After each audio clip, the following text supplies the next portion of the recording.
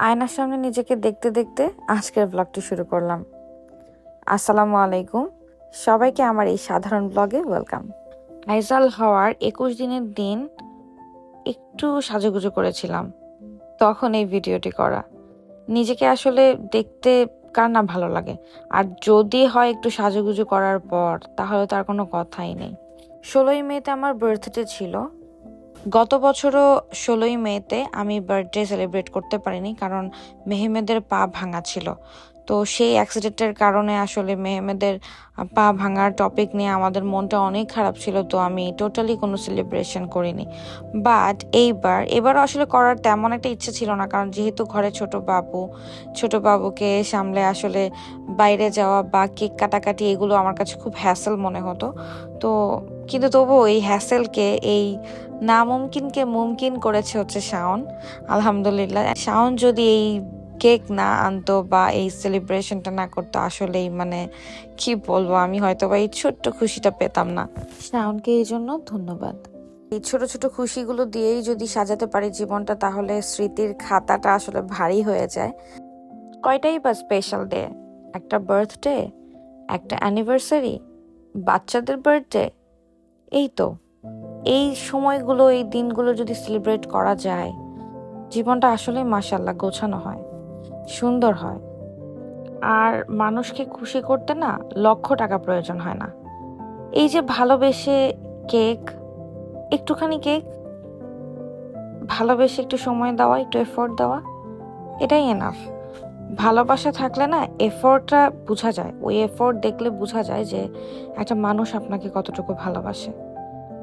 তো এই ব্যাপারগুলোই আমি আসলে খুব এনজয় করি। আলহামদুলিল্লাহ, আমার মনে পড়ে যায় আমার আগের দিনগুলো, যেমন 2019, 18, 17, এই দিনগুলো আমার মনে পড়ে। হ্যাঁ, আমার আল্লাহর রহমতে কখনোই বার্থডে খারাপ যায়নি, কখনোই না, নেভার এভার, অলওয়েজ আমার বার্থডে ভালো গেছে। কিন্তু সেই সময়গুলোতে আসলে শাওন সময় দিত না, শাওন ব্যস্ত থাকতো কাজের চাপে। তো তখন আমি অনেক আনহ্যাপি থাকতাম এবং আমার কমপ্লেইন ছিল যে একটু সময় দিও, একটু সময় দিও। তো এই আলহামদুলিল্লাহ, আমার অনেক টাকার দরকার নাই, আমাকে একটু সময় দিলে, একটু ভালোবাসলে এনাফ। কিন্তু এই বিদেশ বিভুঁইয়ে আসার পরে, এই বিদেশ বিভুঁইয়ের জীবনে পা দেওয়ার পরে হয়তো বা একটু একটু করে আমি টের পাচ্ছি যে হ্যাঁ, স্বামী নামক প্রাণীকে আস্তে আস্তে কথা বুঝালে বুঝে। আচ্ছা, আপনাদের কি মনে হয়, স্বামী নামক প্রাণী কি আসলে কথা বুঝে, পোষ মানে?